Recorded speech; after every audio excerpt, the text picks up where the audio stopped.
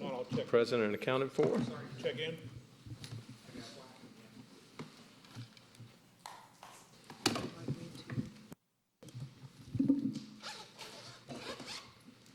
And as always, we begin with the Pledge of Allegiance. So if you're able, please stand and join us.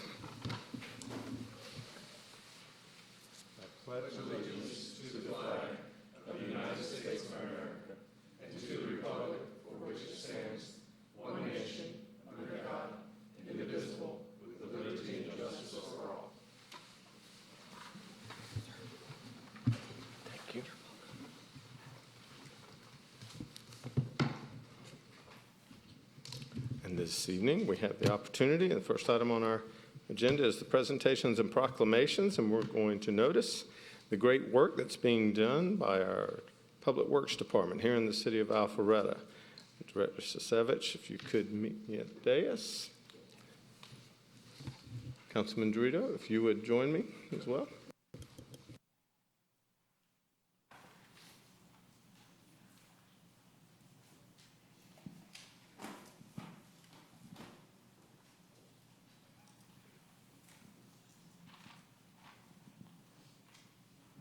Thank you, sir. Well, Pete, it's this time of year again. Yep. All the hard work finally pays off because you and your team get a proclamation. There we go. We'll take it. If you don't mind, would you share a little bit about what y'all do for the city? Yeah, that's great. Yes, thank you. We joke we're the complaint department. We get calls for dead animals to be picked up, sidewalks to be broken, brick pavers to be fixed, catch basins, roads to be resurfaced, capital improvement projects working around the city. So we handle a lot of the complicated issues, working with GDOT and trying to make everything run smoothly. We deal with all the emergency operations in the winter weather. We handle the Taste of Alpharetta post hours. So when everyone leaves the city from the wonderful event that Morgan's team put on, we're out there cleaning everything up so the roads are back open for rush hour. So a lot, and even more things. Thanks, sir. Councilman Dorito? So I can't believe your whole team didn't show up for this. They're tired from the taste. They're still recovering, I imagine. It was 2:30 when they left. That's incredible. And that's another thing they don't get enough credit for. All the special events that go on in this city that are hosted by the city of Alpharetta would not happen without the Public Works Department. Great team. Putting up those barriers, keeping people safe during the events, and cleaning up afterwards. So, in notice of all that great work they do, I am here to read the proclamation by the Mayor and Council of the City of Alpharetta, Georgia, Public Works Week, May 15th through 21st, 2022. Whereas public works professionals focus on infrastructure, facilities, and services that are of vital importance to sustainable and resilient communities and to the public health, high quality of life, and well-being of the people of the City of Alpharetta, Georgia. And whereas these infrastructures, facilities, and services could not be provided without the dedicated efforts of public works professionals who are engineers, managers, and employees at all levels of government and the private sector, who are responsible for rebuilding, improving, and protecting our nation's transportation, water supply, water treatment, solid waste systems, public buildings, and other structures and facilities essential for citizens. And whereas it is in the public interest for the citizens, civic leaders, and the children in the city of Alpharetta, Georgia to gain knowledge of and to maintain an ongoing interest and understanding of the importance of public works and public works programs in their respective communities. And whereas the year 2022, with the theme Ready and Resilient, marks the 62nd Annual National Public Works Week, sponsored by the American Public Works Association. Now, therefore, we, the Mayor and City Council of the City of Alpharetta, Georgia, do hereby proclaim May 15th through 21st, 2022 as Public Works Week in the City of Alpharetta and urge all citizens to join with representatives of the American Public Works Association to pay tribute to our local public works teams and to recognize the substantial contributions they make to protect our health, safety, and quality of life. So proclaimed this 16th day of May, 2022. That's it.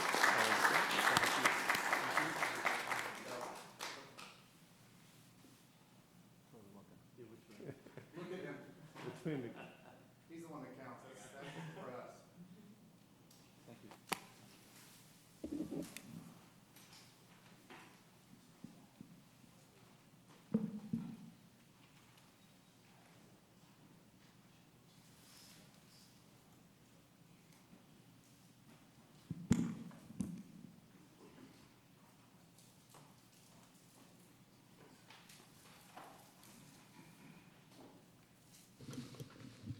Next item up on the agenda is boards and commission appointments. I have one addition to the agenda as well. In addition to the two items noted in the board and commission appointments on the agenda, there's an additional one. Councilman Mitchell has asked that he add an appointment to the Recreation Commission. So we will have three of these items. First will be, actually the first two will be Councilman Binder. Planning Commission appointment by Councilman Binder. Yes, sir. Dana Davis, who has served regularly with Rec Commission and then the Planning Commission, has asked to step down and appreciated her time of service there. With so much going on in our city, and it's good to see all the growth, want to make sure I have somebody that's been there and a veteran to it. So I'm naming Karen Richard as my Planning Commissioner. And then with that, Cheryl Sims is going to step down as my appointment for the Ethics Commission, and Dana Davis will serve in that role there. Thank you very much. Councilman Mitchell. Thank you. I would like to appoint Brad Bowers, who has coached with Parks and Rec before. He's also sensitive to the arts, and he's had children all through the program and been very involved, and I think he would be a good appointment to our Parks and Recs and Cultural Affairs Commission. Thank you. Thanks, sir. And that appointment to the Rec Commission is technically one that is appointed by the mayor of Alpharetta, so we'll go ahead and do that. We do have to vote on that as well? No, sir. For Rec Commission, it's his appointment. I thought that was the case, so I will officially make that nomination for Councilman Mitchell, and that is the nomination of Brooke Bowers. Brad Bowers. See, I've got Georgia football on my mind, and it's even baseball season. Welcome aboard, Brooke. So that'll wrap up the boards and commissions appointment for this evening. We'll move on to the consent agenda. The consent agenda consists of council meeting minutes from the meeting of May 2nd, 2022, as well as the alcoholic beverage license applications. We have several of those, the first being PH-22-AB-11 and Jana 2, Inc., DBA Pista House, 5530 Windward Parkway, Suite C, 310, Alpharetta, Georgia, 30004. Second item is PH-22-AB-12 Sulik Coffee and Wine Bar, LLC. That's 4150 Old Milton Parkway, Suite 120, Alpharetta, Georgia, 30005. Third being PH-22-AB-10 Palm 78, Inc., 5325 Windward Parkway, Suite 102, Alpharetta, Georgia, 30004.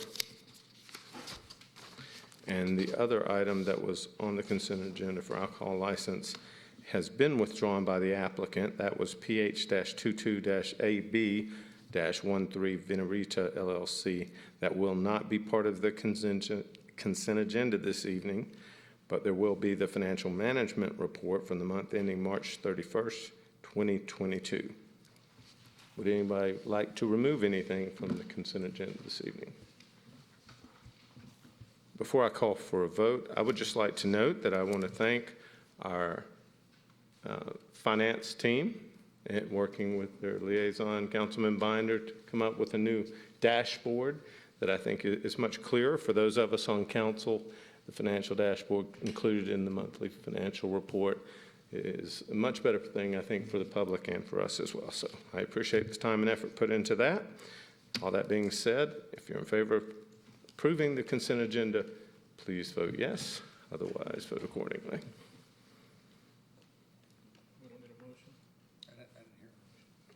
My apologies.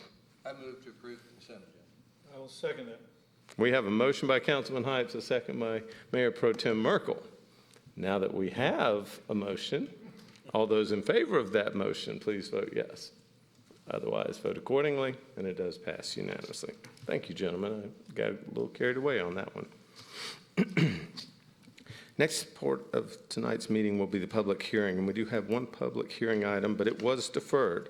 So item MP-22-01, Bridge Road Holdings, LLC, was deferred, and the item will be deferred by staff until June 27th, 2022 council meeting.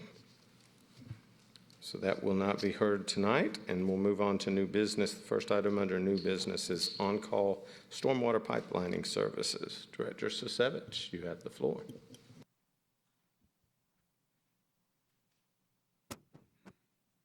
Yes. Good evening, Mayor and Council. Before you tonight is a request from Public Works to allocate $750,000 to IPR Southeast to continue their pipelining services throughout the city. They have approximately 5,600 linear feet of pipeline with these funds. They are on the east side of town, but that's because we've been doing an incredible amount of work on the west side of town with pipeline over the last 4 years.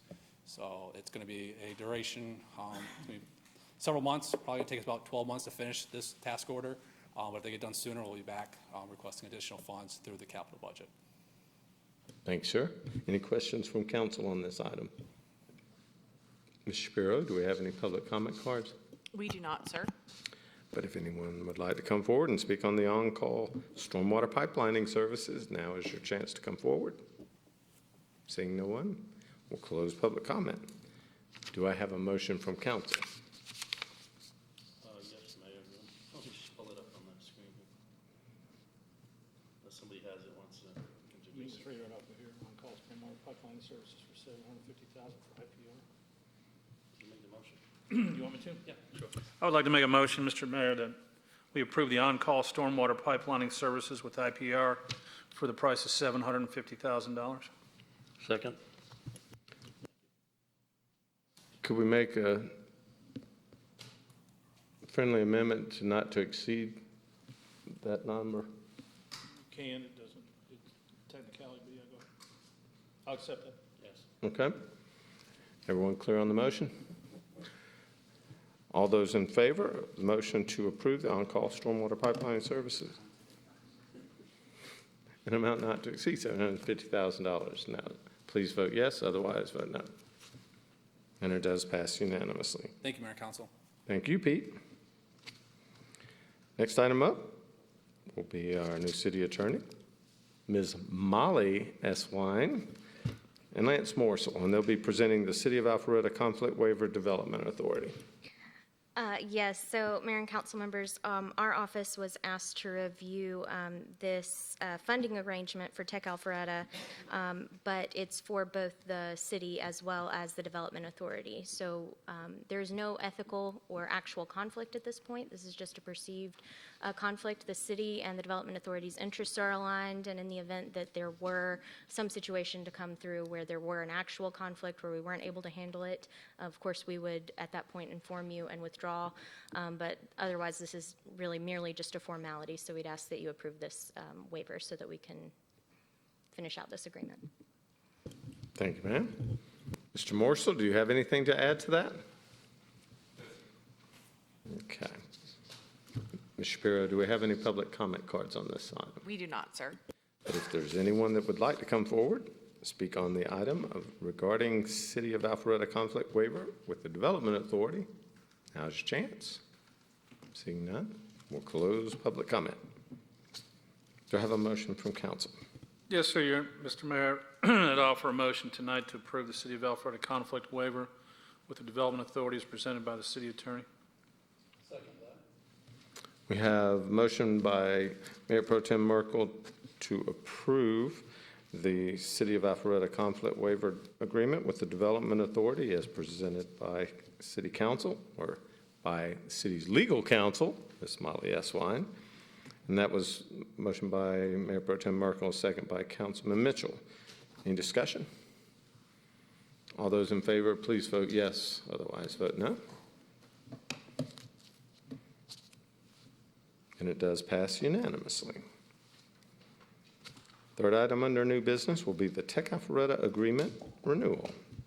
Mr. Morsel, Ms. Cashin, if you'd like to come forward, please do so.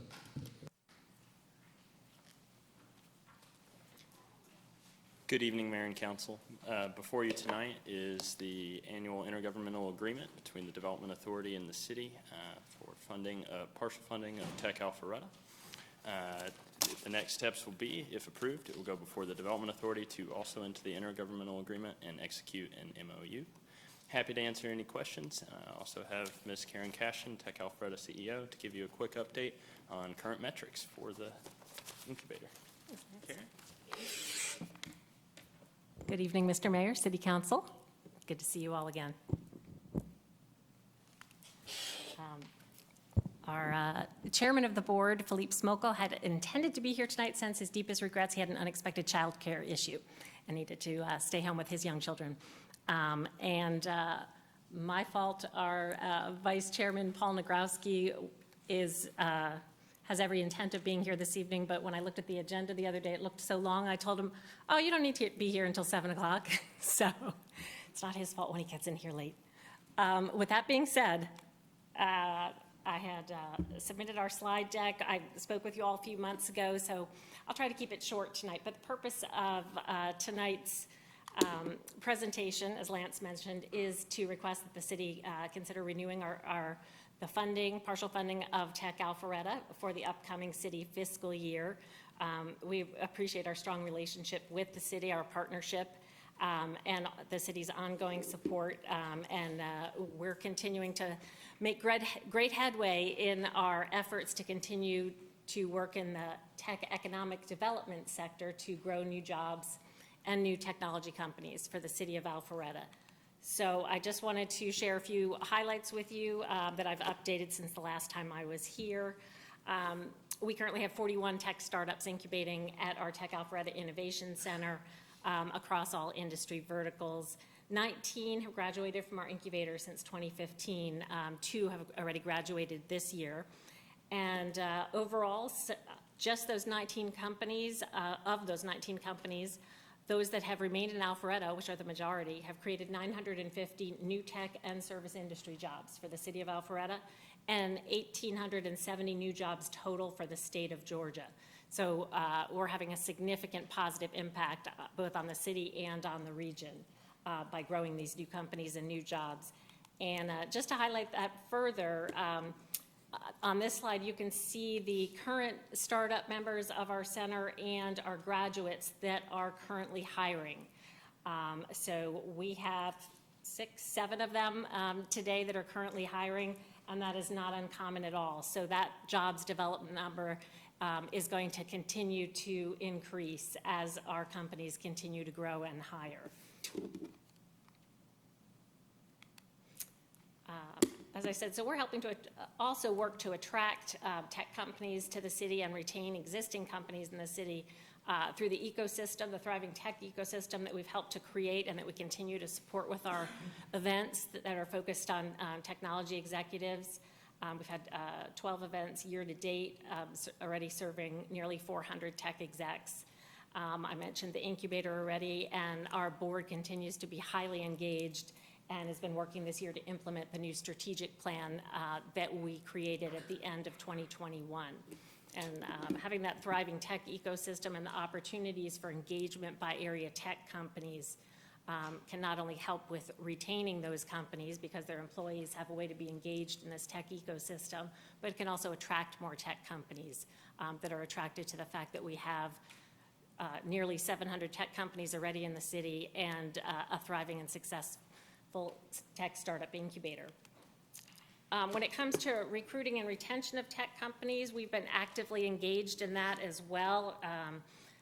Tech Alpharetta and the city's leadership and economic development have been engaging in a number of joint meet and greets at our local tech companies, especially some of our board companies. Most recently, Global Payments last week. Late last year was Payunk been to SciOx, been to DePasco. Very much appreciate that partnership and those opportunities to partner with city leadership to go and meet the leaders of these companies and find out what's on their mind and try to address any concerns that they may have.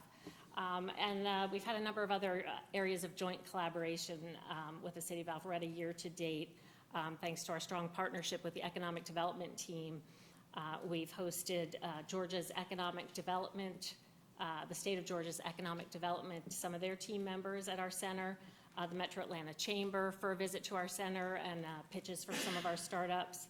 We've spoken at the German American Chamber of Commerce, and we'll be heading out to the RSA Cybersecurity Conference in San Francisco with the city's economic development in just a couple of weeks to work at the booth that the Georgia Department of Economic Development has invited us to.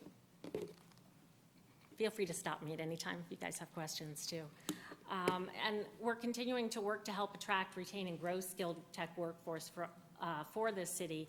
And one thing that I'd mentioned last time I was here that is now approaching the end of our pilot, very successful pilot, is our Tech Alpharetta Women's Forum's STEAM mentoring program, which we launched a pilot of at the Innovation Academy STEM High School here in Alpharetta earlier in the semester, a small pilot. It's been extremely successful. The school is clamoring for 50 mentors for this fall. We said, okay, well, maybe we couldn't get to 10 or 20 for this fall. We're going to continue to scale this thing, but it's been extremely successful and really exciting just to watch the synergies and how the female students at the high school that we've been mentoring, how inspired they are, and how thankful they are to have an opportunity to talk with women in STEAM careers. So we're looking forward to growing that partnership. We've already had an inquiry from another high school, STEAM high school in the area, about mentoring as well. And thanks to Morgan Stanley's building of an app for us for that program, we look forward to being able to scale that program considerably in the coming years. Last year, we added 7 new board companies, and then we added 2 more at the beginning of this year. We're now at 35 tech leaders on our board today. So we have concluded that along with our city board members, our community partners, that we've reached critical mass at 49.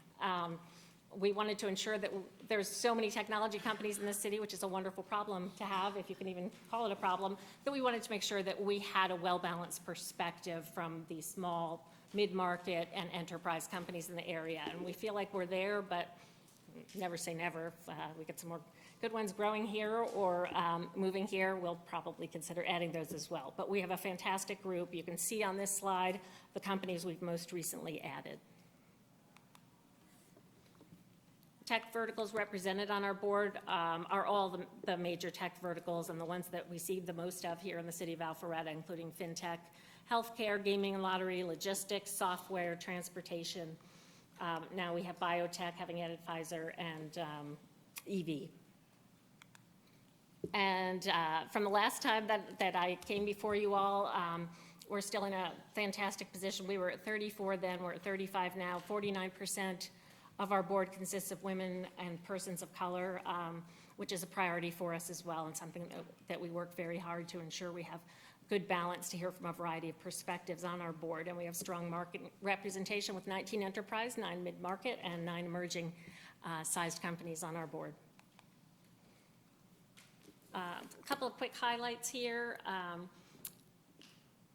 To date, our startups have raised more than $188 million in investor funding since the incubator opened in 2015. That number just continues to grow.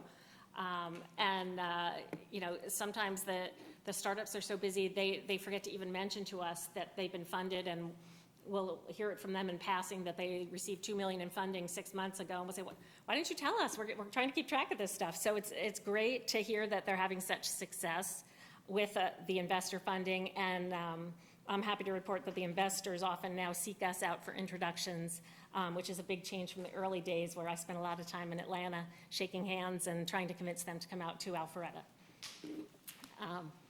Our golf tournament, second annual golf tournament, it's a fundraiser that's underway for planning-wise. That'll take place this September. We're also hosting a new fundraiser this year to explore different and additional avenues of revenue through a CIO speed dating session in June with 12 tech CIOs and 12 vendors who will be presenting to those tech CIOs. So we're, as I said, we're continuing to actively explore other means of revenue since we've pretty much maxed out those opportunities with the center and our events. Tech Alpharetta financial update. I already explained that it was my fault that you were late. So this is Paul Nagrowski. He's our vice chair. He's been treasurer in the past, been very active on our board for several years, as has his wife, Rachel, who's in the audience, has been an active board member. So thank you for coming. Thanks, Karen. Apologies for not being here promptly. My fault. Yeah, nice to see you all. I just wanted to share a few words to really commend the organization and recognize from an external standpoint how well they are doing. Karen mentioned financials. That's close to my heart. I'm the CFO of Siemens Financial Services. We're a multi-billion-dollar financial services conglomerate, really supporting the Siemens industrial business. And so in my role as treasurer previously and also as vice chairman, I'm always careful to make sure that the organization is a worthy steward of the community's funds, and they certainly have been. Under Karen's leadership, there's really been tremendous fiscal responsibility that I think is fully reflected in the outcome of the financial results over the past few years. There are up to 35, I believe now, board members, which each of which make a significant contribution in order to be part of the organization. And beyond that, there are multiple other avenues for raising funds outside of just city involvement directly, which I think is a wise choice to take that path.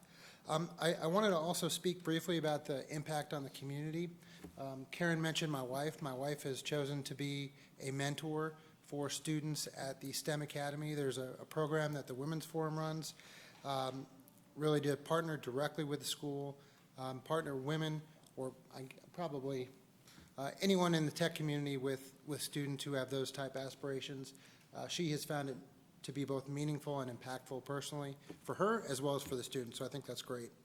I'm really proud to be part of this organization, which is a team. It's a great community, and I think it's giving back a lot to the community as well. So thanks for the time, and look forward to continuing to be an active contributor to Tech Alpharetta. Thanks so much, Paul. Thanks, sir. Paul will be stepping into the chairman's seat in August when Philippe Smolko's two-year term ends. So we're looking forward to having you at the helm. Financial projections, these are the same ones I shared with the city a few months back that showed our year-end 2021 financials. So I won't spend too much time on these unless there are any questions. But as you can see, the revenues of the organization have steadily climbed, as have the in-kind sponsorship services that we have been able to negotiate and procure on behalf of the organization over the past 3 to 4 years. Do we have any questions from council? Okay. And again, the next couple of slides we covered in February, so I'll just briefly highlight them. In 2021, we had ended the year with 40 startups who had participated in 72 mentoring sessions, 141 educational programs, and for last year alone, more than $29 million in investor funds were invested in our startups. Our Incubator Metrics were extremely strong despite the continuing pandemic.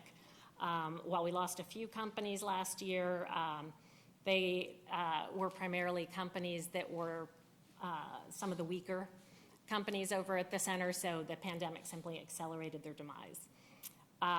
But we've continued to graduate at least 2 per year, and as you can see from this slide, we keep ongoing nonstop activity over at the center, whether it's through mentoring, law firm office hours, placing Fulton County Schools interns, hosting meetups, and hosting startup workshops. Branding and PR continues also at a very aggressive rate. We put out executive spotlight videos, we host podcast series, we publish blogs, we write newspaper articles, we're quoted and cited in newspaper articles, and we put out hundreds of social media posts on an annual basis, as well as at least 6 press releases per year, and continually hosting major speaker series events as well as startup-focused events, and publishing 2 newsletters a week as well. So that generally tends to keep us busy over there, but it keeps the brand out there, and the name, the Alpharetta brand as well as the Tech Alpharetta brand being out there and helping to brand the city further as a tech city. The board, as Paul mentioned, it's a highly engaged board. They have financial investment in the organization, but more importantly, they're investing their limited time, but they're volunteering their time to help continue to grow and guide this organization and making a big impact in doing so. So we appreciate everything that they do, and at the same time, by engaging them, it helps us to engage their companies, and they in turn engage their own employees in Tech Alpharetta to help ensure that their companies are involved, their employees are involved and engaged in this ecosystem as well. Sponsors in 2017 were 0. Sponsors as of today, 49. So we have grown it considerably. We're proud of what we've accomplished to date, and we're looking forward to continuing to grow new companies and new jobs for the city of Alpharetta, and trying to help to attract and retain the ones that are here. So with that, I just want to thank you all again for your continued support of Tech Alpharetta and our mission, which is to continue to grow technology and innovation in the city of Alpharetta. I'm happy to answer any questions, and I would respectfully request that you all consider renewing our $95,000 partial funding for the coming fiscal year. Thank you. Any questions? Thank you, Ms. Cashin. Any questions from council at this time? Great presentation. Thanks Okay. for doing so much for the city. Thank you all. Mr. Morsel, any comments?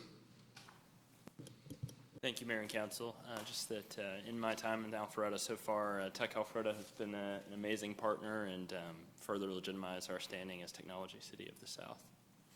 Thank you. Thank you. Any questions or comments from council? Ms. Shapiro, do we have any public comment cards? We do not, sir. But if anyone would like to come forward and speak on Tech Alpharetta funding agreement, now is your chance. Seeing none, we'll close public comment. Do I have a motion from council? Yes, Mr. Mayor, excuse me, I would offer a motion to renew the Tech Alpharetta agreement with the city of Alpharetta to the tune of $95,000 for the coming fiscal year. Second? I have a motion to approve the Tech Alpharetta agreement renewal, an amount of $95,000. Motion to approve made by Councilman Merkel, second by Councilman Dorito, I believe. Any discussion? All those in favor, please vote yes. Otherwise, vote no. And it does pass unanimously. Congratulations. Thank you for all you do. So that'll wrap up new business for this evening, and we'll move on to the workshop. Workshop is for presentation and discussion of the recommended fiscal year 2023 budget operations capital. Director Harris, you have the floor. Good evening, Mayor and Council. This is the second workshop since the budget was distributed on April 14th. Just want to go over some highlights verbally of the budget. It was an overall budget. It's an overall budget of $153 million, but primarily the general fund is the where we focus the most on. It's $91.1 million. At the presentation 2 weeks ago, we discussed that we were able to maintain the same millage rate of 5.75 mils, keeping in mind that we did shift 0.15 mils over to the debt service fund so that we could cover the $27+ million bond. We talked about the general fund revenues are up significantly, probably the biggest number we've ever seen as we're getting back post-COVID, up about 7.1 million. Local option sales tax, obviously, title, motor vehicle title tax, et cetera, and hotel motel. We talked about that on the expenditure side of the equation, we have a 4% merit on July 1. We also had to cover all the second year impact of the mid-year items where we took more unfroze positions, plus we gave the 13% to the pay increase to the E911 and fire, and then a 3% for everybody else. So that was it on that side. On the M&O side, we did grow quite a bit, but we still were able to keep that at 6%. That's mainly because of landscape maintenance, all those kind of contracts and stuff. We did increase in our budget the line item for capital appropriation to $3 million. And And after we did all that in the general fund, then we had 1.725 million available for new initiatives. And at the last workshop, we had all of that sort of earmarked or proposed for certain items, leaving about $330,000 available for any new initiatives or any changes or new initiatives that the council would have to the budget. So again, in the last meeting, it had salary compression, community paramedic, crime scene detective, jail operations, HR position, those type items, but we had $330,000 remaining. And then we had a capital budget we talked about of $25.5 million, and that left $2.8 million in unallocated after all the projects were identified and proposed. So with that, these are the changes since the last workshop.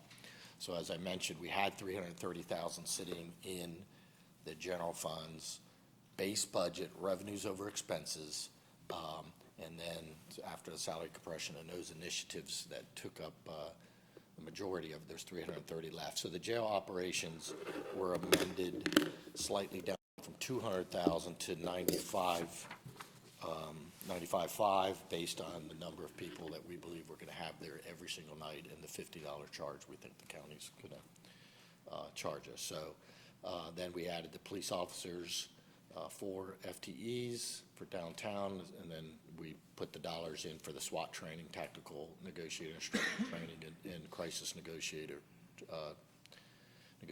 instructor training. So that consumed the $330,000, as you can see there. On the capital side, we had to fund, if we're going to fund the 4 people, then we have all the equipment, the police vehicles, et cetera, and that's $297,000. We removed the stormwater utility analysis of $400,000 and put in the town green pedestrian safety barrier at $250,000. So that was a net change, $147,000 to the capital program that was in the budget. Then that brings the unallocated capital count to $2,645,000. And that's it. Thank you, Director. Anyone have any questions or comments at this point? Councilman Mitchell. You say we added the 4 officers since last week? Yes, they're now put into as a use of that $330,000 as a new initiatives. But we're 9 officers down. I'm not sure that I understand the logic of that. We're 9 officers down, so we're not operating at full capacity, but we've already funded those positions in our budget. So now we're going to add 4 more when we can't hire the 9? I need some explanation from someone on that. Right. That might be Okay. better addressed by Public Safety Director.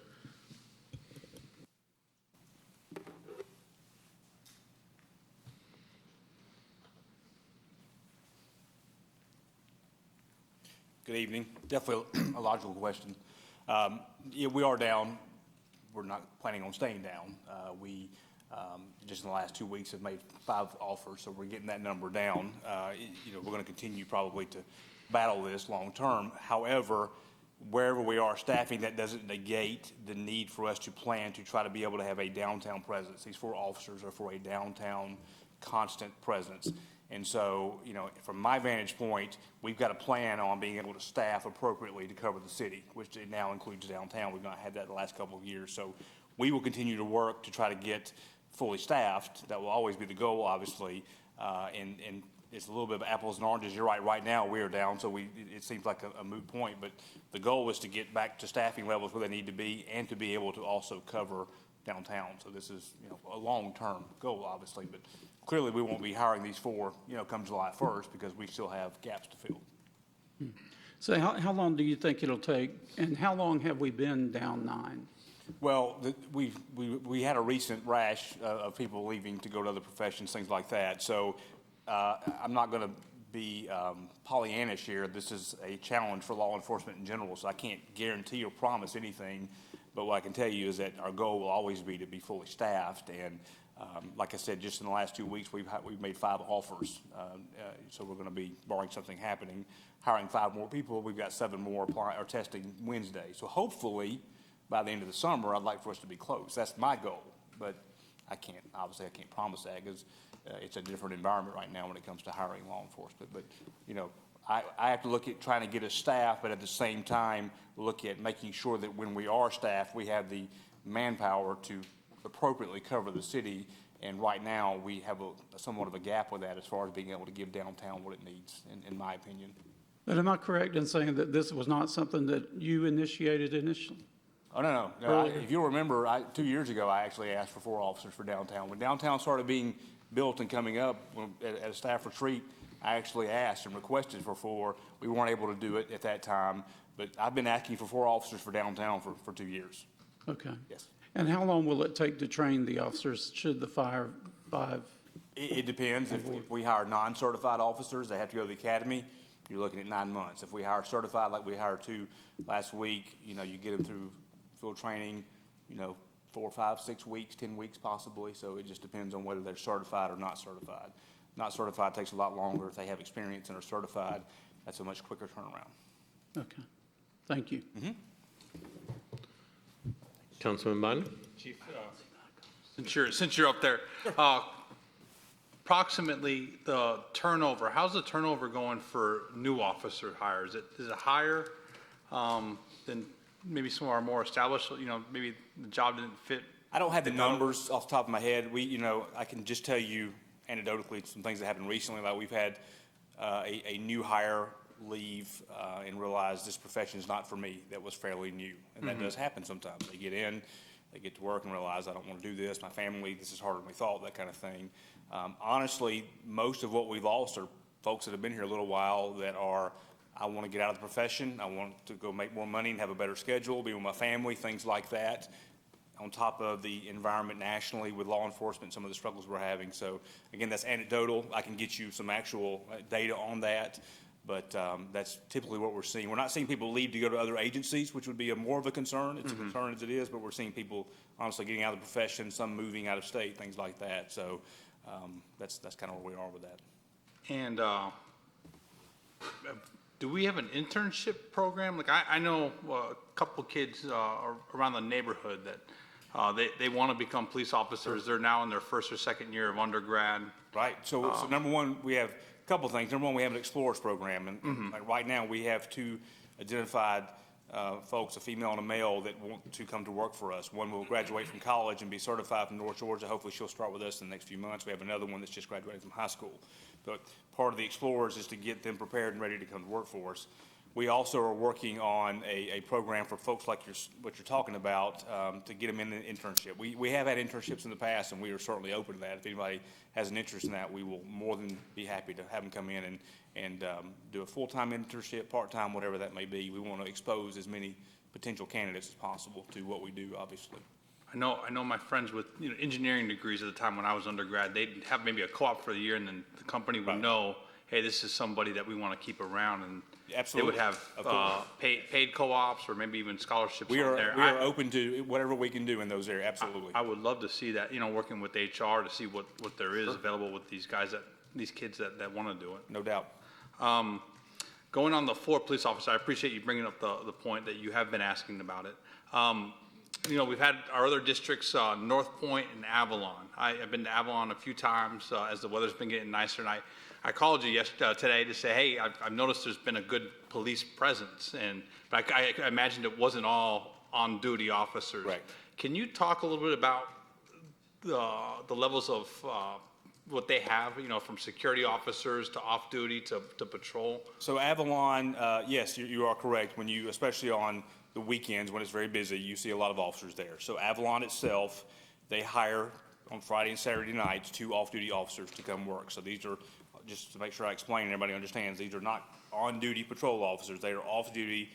Avalon hires them to come in. They pay them separately, and they work security patrol for Avalon. Then you also have the hotel, which hires an officer every Friday and Saturday night that works at the hotel. And then also the HOA for the residential side, they hire an officer every weekend as well. So typically you will have 4 additional officers that are not on duty being paid by those 3 entities to come in and work Avalon on the weekends when it's busy, yes. Are we seeing that similar structure in downtown? Now, I know there's good business owners that are hiring off-duty police officers for around city center, and But as maybe that whole, like, you know, a group of contingent working together to help.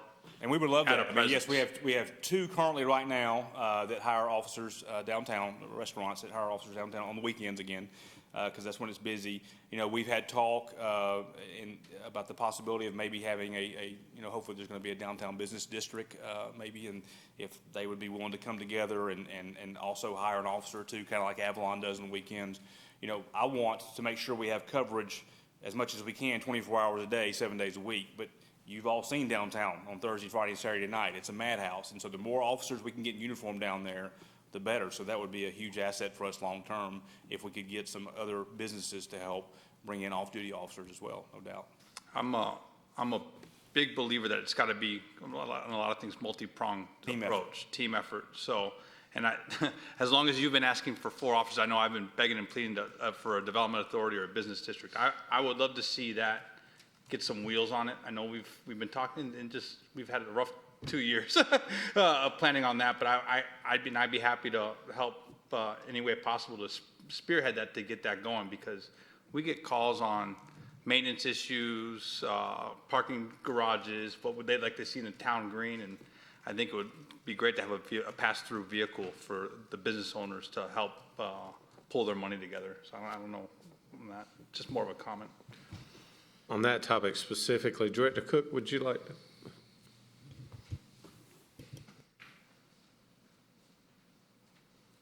Councilman, we do have a program that's been funded by the Development Authority, and that started in October, and it's with the Alpharetta Chamber. And so they've put together a board.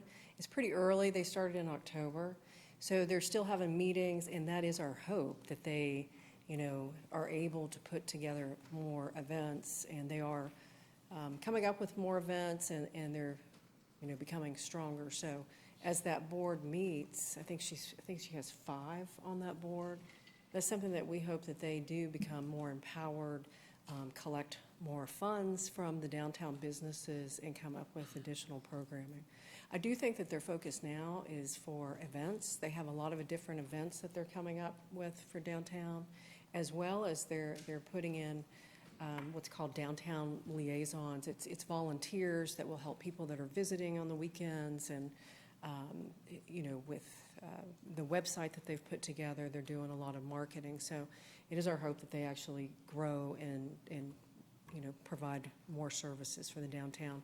I think some of the things we talked about is actually maintenance in the future. You know, if they want additional, you know, pressure washing on streets and sidewalks, and additional services for the downtown, that's something that we do hope that as they grow, that they will. So I'd like to know a little bit on the timeline of expectations of when we're going to land the plane, and what it's going to look like on that, because I mean, the maintenance issues are not going to go away. I mean, we've had an increase on trash pickup, we're trash infrastructure, on those kind of things. So, and that might be more than the scope of work for a chamber partnership, because I do think it's great on the events, Yeah. but Because this is it's a 3-year agreement with, from the Development Authority, and the purpose was to jumpstart so that they could stand on their own. Yep. And when they want to come up with, you know, whether it's music or speakers that are added on Milton Avenue, that's something that they can work on and fund together. If there's, you know, weekly or even nightly events where it's an appetizer at one restaurant and then you go across the street to another. So it's to where it would be programmed constantly. And again, since they started in October, as hopefully they grow and they add more services, but definitely this is a 3-year startup. So there may be additional, you know, other ways that looking at funding in the downtown. Councilman Will? You and I have talked about this, and I was actually just talking to Councilman Merkel about it and seeing if we could, you know, move forward on that a little bit. I will tell you that one of the challenges you will run into as a business owner in City Center is I pay already $6,000 a month in common area maintenance. I pay $75,000 a year for those services to my landlord.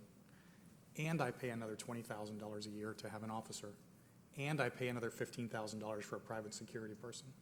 So I'm paying $100,000 a year to do exactly what you're talking about doing. I would love the other business owners to kick in. I'm not sure a lot of them are going to want to kick in more than the $75,000 they're already paying. Yeah. So that's the challenge we've got. And to my point, maybe we need to go back to the landlord. They're pulling in millions in maintenance costs. So. And I didn't want to speak out of turn for you, and I appreciate what you do personally, and I wish everybody would take care of that, and it does take a joint effort. So I would like for us to see what avenues we have to work on that, because I've been around downtown city center and then also see the reports, and I can understand the argument for 4 officers, but I think it goes beyond just that. So. Councilman Dorito? Thank you, Mayor. Chief Roberson, first, I want to applaud you for your leadership. I know we've had some discussions in the past. I know you've spoken to probably everybody on the dais here about the need of continuing to build out our policing strategy in the city. We're a very successful city. We're attracting more and more growth. With growth and success comes more need for public safety services.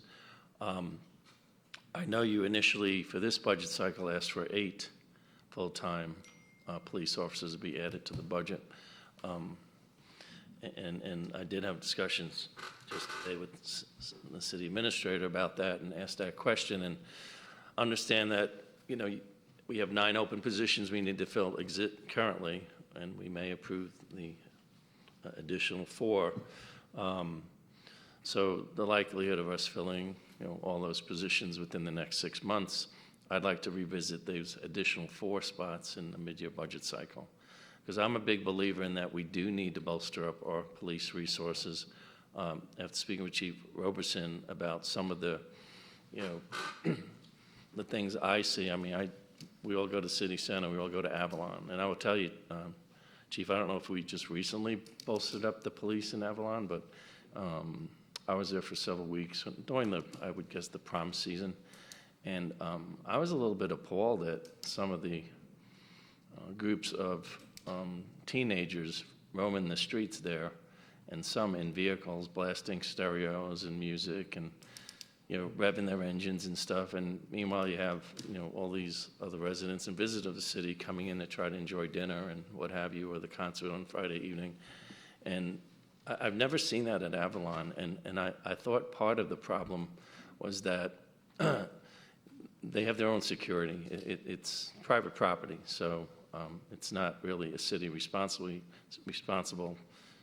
to provide 24/7 security for them. But at the same time, I'm concerned that the attractiveness of Avalon and the positive impact it's had on the brand of the city of Alpharetta can be eroded through one pretty serious incident with these, you know, with now schools letting out soon. I'm sure this could be a problem during the summer, and with social media, people from other outside communities start coming there. They're like, oh, let's go hang out in Avalon.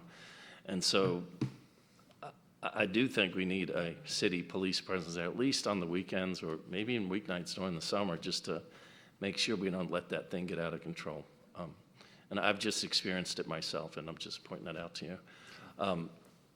As far as City Center, I think you and your rank and file have done an absolute awesome job in policing City Center. I do think they're stretched. I do think they do need these officers to be added to the police force. I also know that hiring practices, even in corporate America, sometimes takes 6 months or more to bring in the right people and get them trained and all that stuff. So we really need to add these positions now so that we're in a position to, you know, fulfill those positions over a period of time, as you're trying to do with the existing 9 positions. There's nothing like just having police officers walking around in any major area of the city that, you know, it's a great deterrent. It helps improve community policing. because all your officers are, and your firemen and paramedics and stuff, they're very friendly, they talk to people, and it really, it's a very positive impact on the city and people wanting to come here. They feel like they're safe. I was just talking to Bob today about, I'm always looking at and tracking what's happening down in the city of Atlanta because it's, they're right in, we're in their backyard, so to speak. So you see, violence there happening every day. If you follow what's going on in Atlanta, it's a crime, literally a crime, what's the city's allowing to happen down there. And these criminals to get away with certain things that they're doing. And that could easily pour into Alpharetta if we're not vigilant and proactive and staying ahead of the 8 ball on this. And so I'm not only in favor of the 4 positions, but I'm in favor of looking at the 4 positions in the mid-year budget because I think, first and foremost, that keeps our city safe, attractive, continues to attract investment, and people want to live here and feel safe here, is our police department. And that, along with a good educational system and a good infrastructure, which we have, these are pillars of any great community or any great city like Alpharetta, and I want to continue that. And you definitely need those resources. That's on the 4 positions. On the compression issue, I think it's 825 in the budget was moved in. Tom, is a big portion of that public safety, I'm assuming? Yes, Okay. I think. Can we meet, and I'd like to Yep. just see the, Yeah, we met with the mayor last Okay. week. We can start. how that number, One-on-one, whenever you guys want to. because I know we have, compression issues that we have to take care of, and I'm Yep, we in can support of it. I just like to understand how the number came Sure, up with. we'll so. explain the methodology. At some point. Tell you some. The other question I had was on the equipment's in here for the new officers as well, right? Correct, Yeah, yes. okay. I have one other question, and I don't know if this was, and I meant to call you on this today, Tom, but can't answer it today, that's fine. But with the inflation rate in the country, obviously, is out of control and doesn't seem like it's going to end shortly in the next year or two, but have we taken that into consideration as far as compensation for all city employees, as far as the impact on, because even though we have a 4%, I guess, potential increase in the budget to use for providing raises across the board, I guess the question I have is that sufficient? Well. Or are we going to end up, again, having salary discussions of where Right. any employee in the city is falling behind the 8 ball? We're back at the so-called financial trough, trying to figure out, when do we increase these salaries to make them competitive and make sure that the employees are being taken care of in these tough times? Well, obviously, we're seeing some significant inflation, numbers, and obviously our employees feel that when they go shop or do anything else. A couple of things. One, I think maybe we were reacting to the market around us, but at least in November, we gave a sizable amount to a good portion of our employees in the terms of 13% and then 3% for the others. That was on the heels of giving a 3% last July. So they got 3 last July, 3 in November, and they'll get 4 on July 1st. I think that puts us in pretty good position. Obviously, may not be completely keeping up. And then the compression numbers, and I can't remember the percent, but it's still like a good number of people will get sizable, up to sizable numbers in their pay as a result of the internal compression and that analysis. So I think it's just one of those things, going back to your mid-year thing, we'll have to see what goes on, not only just inflationary, because we know that impacts us, but what will our sister cities and the cities around us do? And then we have to keep an eye on that, because that will impact, going back to what the chief mentioned about him hiring or retaining people if we don't watch what the others are doing. So I think we're in a good position on July 1 with a 4%, and then we'll just like anything else right now, we'll have to see that inflation is driving up some of our revenues to some extent even faster than I assumed, and the occupancy of our hotels, et cetera, and the rate they're charging at those hotels is part of the inflationary figure as well. So we'll see we'll be the beneficiaries on that side. So I think it's just one of those things we're going to have to know. I can't answer specifically, but we'll know more, into that first quarter of the year, how we shape up with the other cities around us and nationally with keeping salaries up with inflation. And one tangential question, I'll get off the microphone. Fuel costs are up 40+% around the country. Have we? Yeah, that's built in. We have built that into the budget? To the extent we think it's got a cap at some point. Right. But Let's hope, right? Yeah. So, or come down. All right, thank you, Tom. Thank you. And thank you, Chief. Thank you, Mayor. Any other questions, comments? Councilman Mitchell? Thank you, Mayor. There was the other issue I wanted to bring up and hopefully get Adam Montgomery up to talk about in greater detail, and that's the security of our city as far as cyber attacks and things like that. I don't personally believe we can wait 6 months to cover that at midterm. It is an annual cost of $200,000 per year, but I'd like for Adam to explain why he believes the department feels there's an urgency to include that in this year's budget. Good evening, Council. Thank you, Councilman Mitchell. The Security Operations Center is something that became highly recommended as part of the Layer 3, so a third-party assessment that you had done at the department. Am I not close enough? Can you hear me now? And so as I came into the position that I'm in now in November of 2020, it became very apparent very quickly that we needed more resources. And so what the Security Operations Center will do for us is essentially outsource in many ways that role to a company that does this, for a living. Security professionals, especially security analyst professionals, are very expensive people. Corporations all around the country don't typically hire them. They've now outsourced this to companies that do this for a living.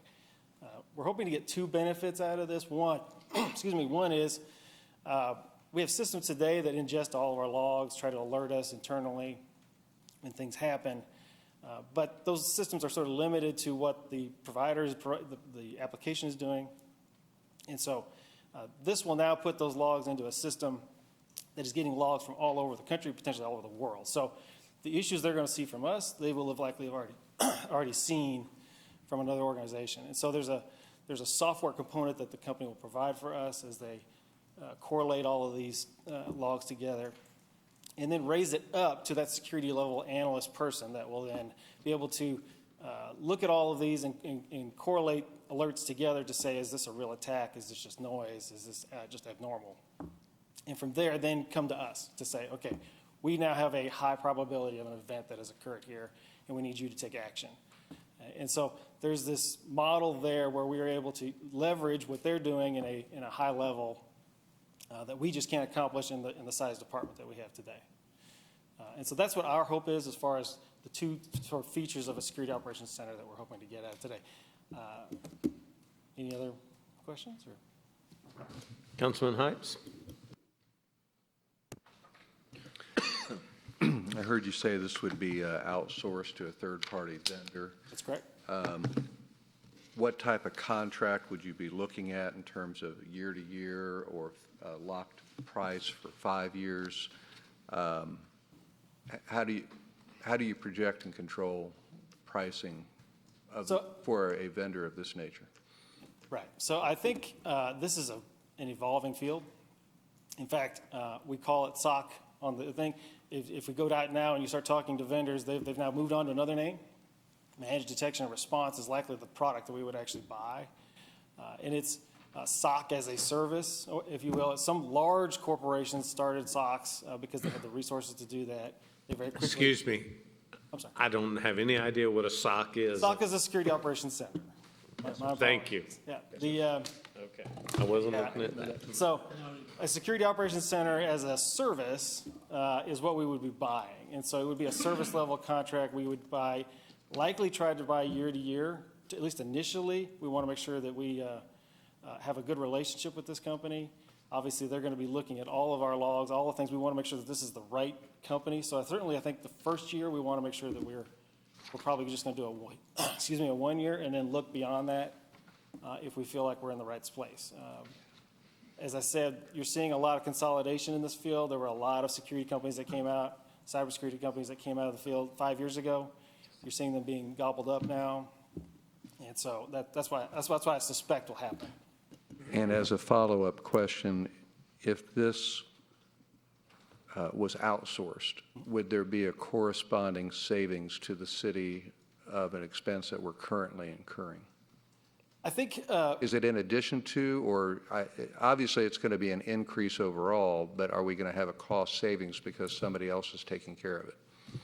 no, I don't, if it would, I don't know the answer to that today. I think one of the things we're going to find out when we get into the details of actually picking a company, and my team and I have been talking to probably 10 different companies. All 10 do this in a very different manner. So one of the things we're going to be doing is figuring out how do we want to do this? Do we want some of this to be on-prem? What level of services do they want to provide that we can afford? So I think initially we may have some systems today that I would hope that we would have some systems today that we'd be able to give up. So those support type figures over time, we would get rid of those and turn this over to them. One of the issues I'm having in my discussions initially with them is, with several different companies, is some of them have a product that that they want us to use with their product, with their offering, and some are agnostic. Whatever product you use today, we'll use that product. But that doesn't necessarily mean we're getting the best service from them if we do that. Excuse me. So I think the answer is, I think it's likely we'll see some small savings, but I can't give you the answer in terms of till we know the product we really want. Councilman Moore? I'm going to have a bunch of questions here, sorry. So,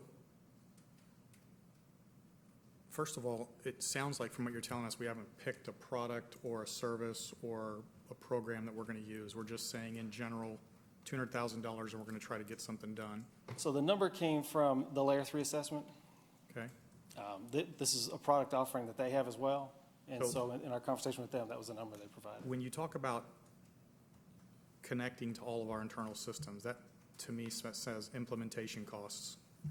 How is that figured into this $200,000 annual budget? It's included in that. The companies that we've talked to, most of them run on sort of like a subscription model kind of model now, which is sort of the new model that technologies are going to. And so you don't have this big upfront cost. You're paying a yearly subscription model, and they build in those costs into that.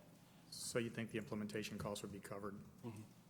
So my second question is from what you're telling me, sounds more like the enterprise endpoint management system, which focuses on security and vulnerability tests. This one on the top, essentially it says it's a 24/7 coverage for workload and efficiency issues. That has nothing to do with security. So it sounds like you're talking about two different products here as opposed to just one. Okay, so the Security Operations Center would be a 24-hour monitoring system that we don't have today. This is more about resources and people.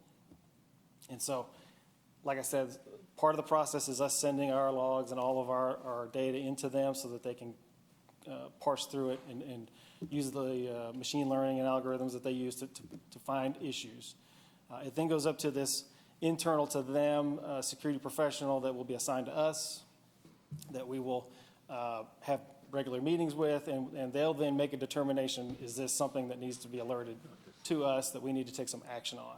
And in fact, we may have them actually be able to take action. And what's the difference between that and the enterprise endpoint management? The enterprise endpoint management is a product that we were actually looking at. And it's something we've been looking at for about 3 years now.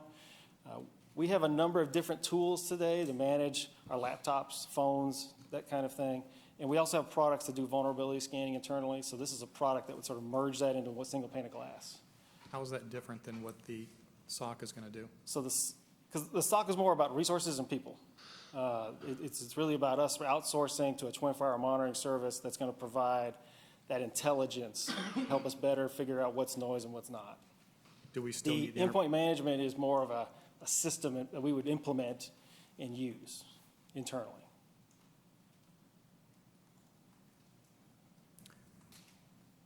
Okay.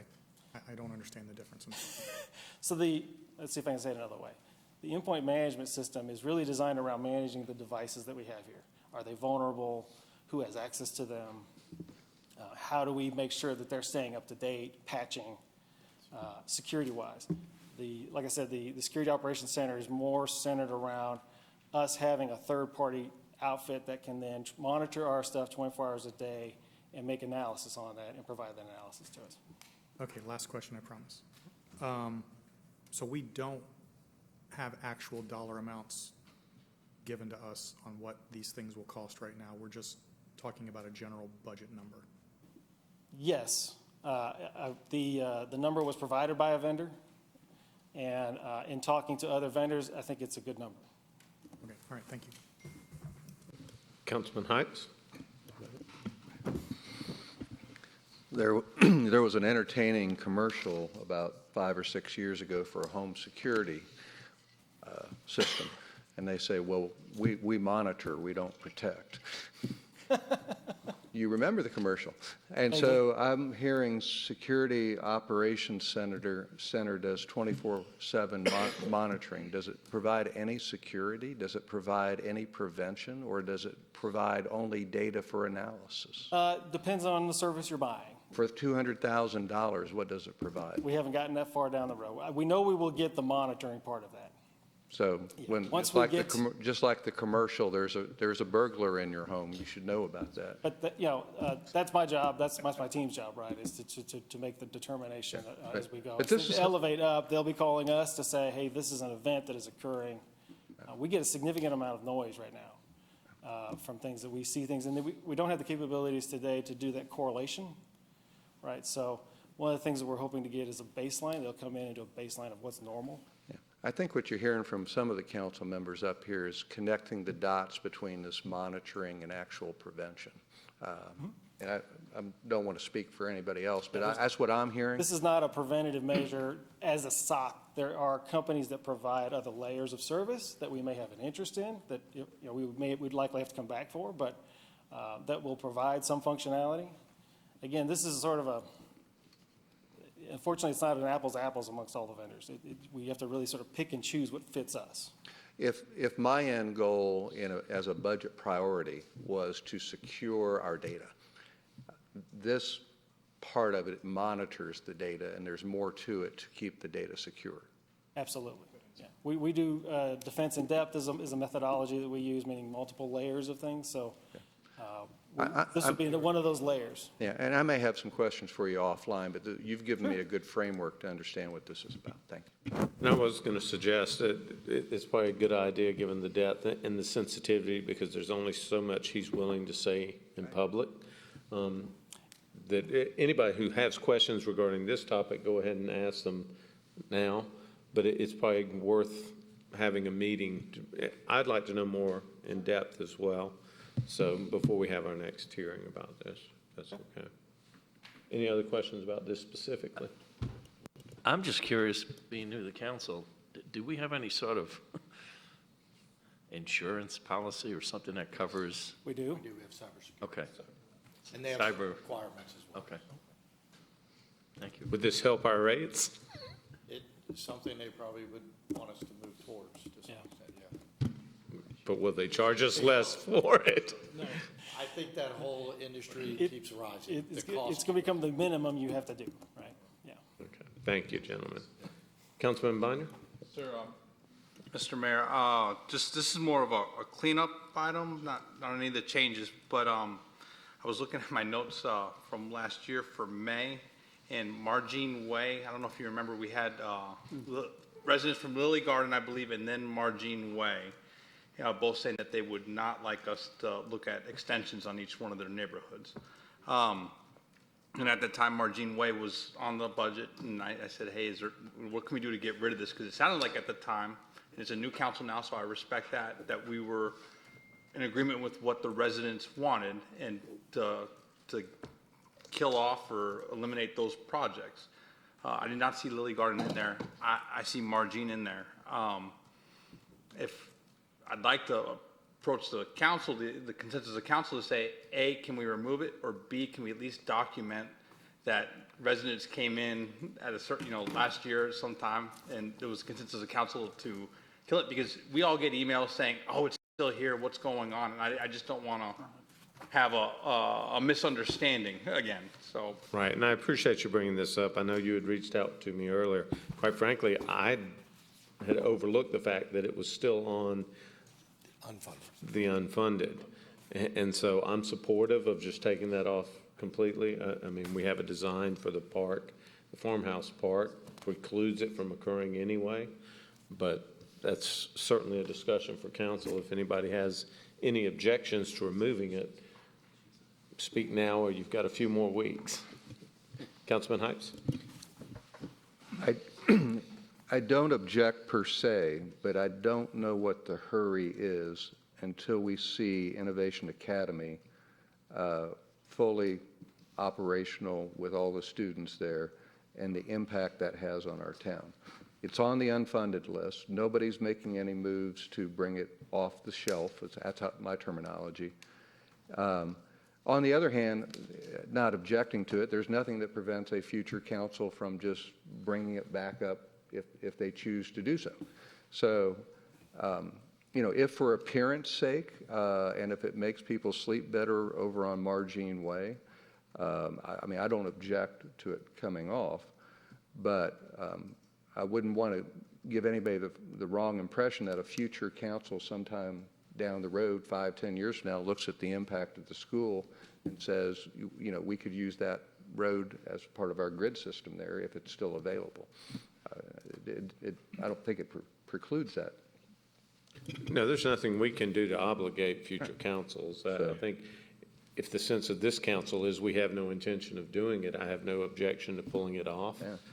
I'm not supportive of doing it in the near future, but you're correct. I don't want anybody to think that any council in the future could decide to do so. So, do we have enough clarity? Take it out? Leave it in? We'll take it out for now. Thank you, Tom. Thank you. Thank you for mentioning that. Any other questions or comments regarding the presentation of the budget changes so far?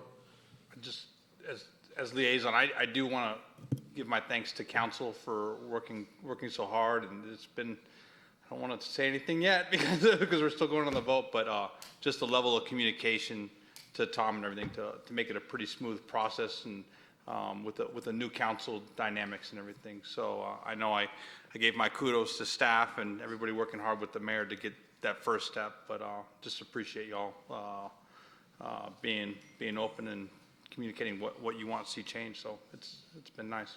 Absolutely. Thank you all. Thanks, sir. We do appreciate your hard work. And Sean, who you dragged up here this evening. Any comments to add, Sean, since you're here? Okay, well, that'll wrap up the workshop for tonight. Now it's the opportunity for public comment. Ms. Shapiro, do we have any public comment cards? We do not, sir. But if anyone here would like to come forward and speak in the public comment, now is your chance. Seeing none, we'll close public comment. Reports this evening. Do we have any reports? I do. Give me a second. Mayor Pro Tem Merkel. Any other reports? Councilman Binder. I'm gonna do a brag on soccer. I'm gonna steal Councilmember Hype. Sorry, I'm gonna jump into the Rexham Park world for a little bit. But Ambush Soccer, which is taking over the Recreation League part of it, they put on a real neat tournament for all the kids at all age ranges, and they did a very good job of keeping everybody competitive and happy. It's been good to see that partnership increase and thrive. And then I heard the Equestrian Center had a sold-out event last weekend, and they did real well. So I told Cheryl Sims to let us know the next time that there's a big event coming that we can come and visit and see what's going on there. But it was a nice, fun past week in Alpharetta for sure. Mayor Pro Tem Merkel. Yes, we did. The Building Officials Association of Georgia recently awarded the City of Alpharetta Jurisdiction of the Year. This recognition was made based on the city's commitment to increase job knowledge, competent code enforcement, and assistance to fellow code officials and the public. So James Brooker continues to do a wonderful job to help our community development work well, and congratulations to that part of the department and to Kathy as their director. Councilman Hypes.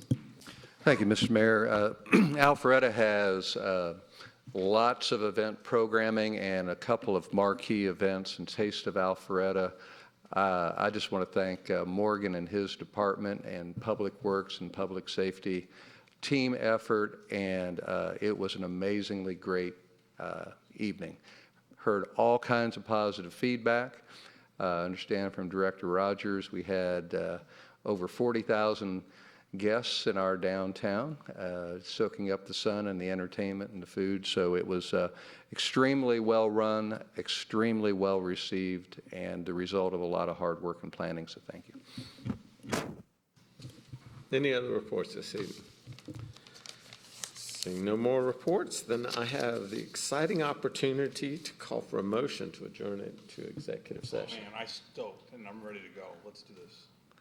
Have a motion by Councilman Binder. Second, Mayor. We have a second by Councilman DeVito.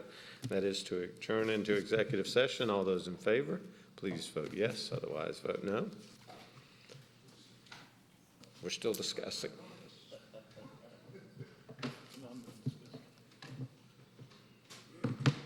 And it does pass unanimously. Thank you, everyone. Appreciate you coming this evening. Look forward to seeing you next time. This meeting is adjourned.